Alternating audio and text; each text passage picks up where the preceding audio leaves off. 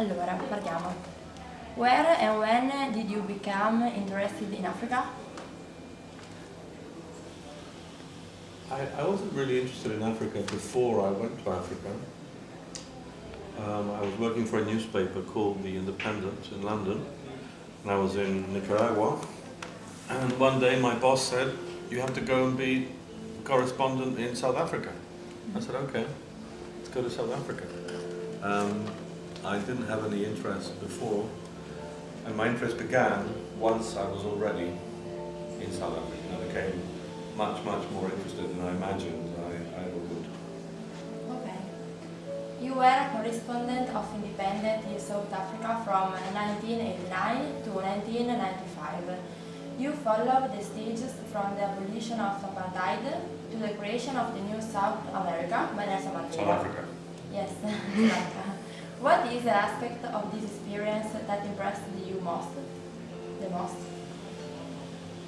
I think what impressed me most was how, in a very short space of time, South Africa moved from being in a position where there was a lot of racial hatred, a lot of racial tension, and a lot of possibility of civil war. Moved from that in a space of 4 or 5 years to a country that was democratic and stable. And that transition was a remarkable thing to watch very close up as a journalist. And it would not have been possible without the figure of Mandela, who was the captain of the ship in very stormy seas.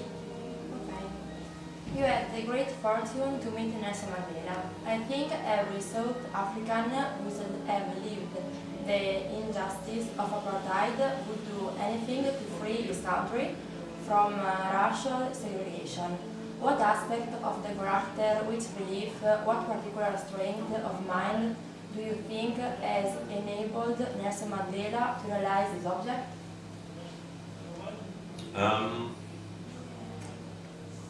I think the most important thing about Mandela is that he was very pragmatic. He decided to reach his objective of peace and democracy by generosity and forgiveness. But he did this not because he was a pacifist like Gandhi,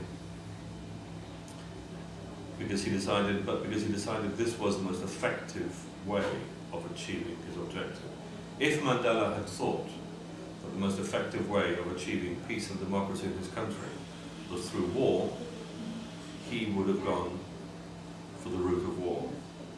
But he calculated that the best way was to negotiate a solution, and that his inherent generosity and nobility were the best instruments to use in order to achieve his goal.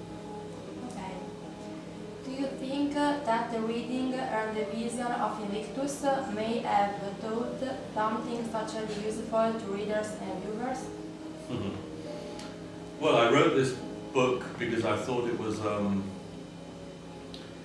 a story that showed Nelson Mandela at his best, showed South Africa at its best, and showed the human animal at its best.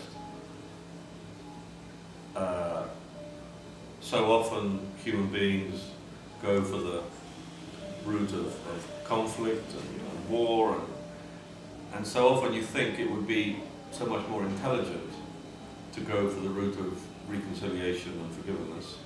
And Mandela went for that route, and it worked extremely well. And I think the story that I tell in the book, I think, is a great example for human beings always and everywhere. Whether I told the story well, I don't know.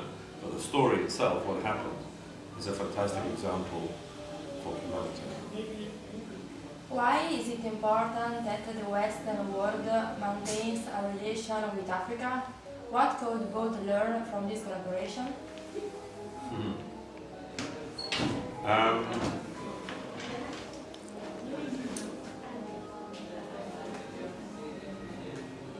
I don't know, I think that at a practical level, be totally practical, it is a good and valuable thing for the Western world to have an Africa that is peaceful and prosperous and democratic. Because if not, you're going to have more and more and more and more Africans coming to Europe, and that is going to cause social, economic and political tensions. So I think Europe, for example, has an interest in having a peaceful, stable and prosperous Africa, just looking at it purely practically. And it's a question of morality. Well, we all belong to the world, to planet Earth, to humanity. And I think it's in the benefit of everybody to try and have a more just world in which everybody can share the benefits of planet Earth. Okay, thank you. All right, my pleasure.